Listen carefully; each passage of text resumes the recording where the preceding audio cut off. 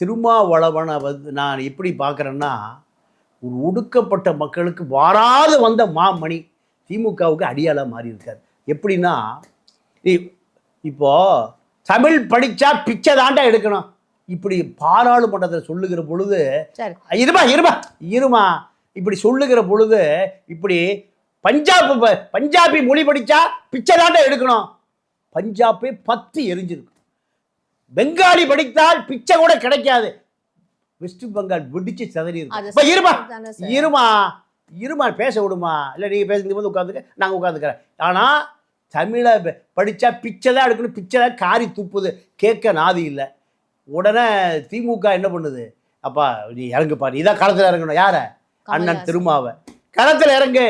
ஆஸ்திரேலியாவில் இருந்த திருமாவளவனை இன்னைக்கு திருப்பரங்குன்றம் பற்றி இருக்கிற பொழுது ஆஸ்திரேலியாவிலிருந்து இந்திய பெருங்கடலை கடந்து டெல்லிக்கு போ. யாரு? 40 எம்பியை உருவாக்குற திமுக ஏன் ஜெகத்ரட்சகன் இல்லையா? சன் டிவி தயாநிதி மாறன் இல்லையா? சொல்லுங்க. இந்த வீராசாமி பையன் கலாநிதி வீராசாமி இல்லையா?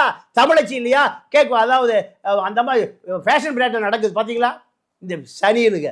அப்போ இது போன்ற திமுகவுக்கு ஆதரவாக 40 எம்பி இருக்கா, ஒருத்தரையும் போய் சொல்ல முடியல.